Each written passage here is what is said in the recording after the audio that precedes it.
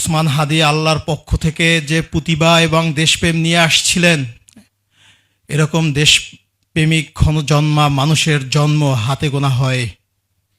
ওসমান হাদি সিঙ্গাপুরে ইন্তেকাল করার পরে আমি বাংলাদেশে ওসমান হাদির লাশ নিয়ে যেতে চাই নাই। এবার খেয়ার হসপিটাল থেকে এয়ার অ্যাম্বুলেন্স করে আমি ওসমান হাদিকে সিঙ্গাপুরে নিয়ে আসছি। এখানে ফয়সাল ভাই আছেন, ওসমান হাদির পাশে আমরা দুজন বসা ছিলাম।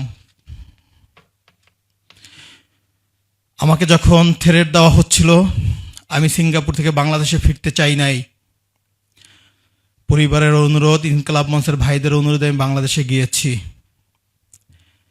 সরকারের কাছে আমি নিরাপত্তা চেয়েছি যে আমাকে নিরাপত্তা দেন, আমাকে হত্যা করা হতে পারে, আমি আশঙ্কা করছি। সরকার আমাকে একজন গানম্যান দিয়েছেন, একটা গাড়ি দিয়েছেন। ওসমান হাদি হত্যা মামলার আমি 1 নম্বর সাক্ষী, আই উইটনেস বলে, অথবা আমাকে বলছে যে আমি স্টার সাক্ষী। ঘাতককে আমি দেখেছি, আমি ঘাতককে আইডেন্টিফাই করেছি। আমাকে হত্যা করা হলে হয়তো ওসমান হাদির হত্যা মামলা ধামাচামা পড়ে যাবে।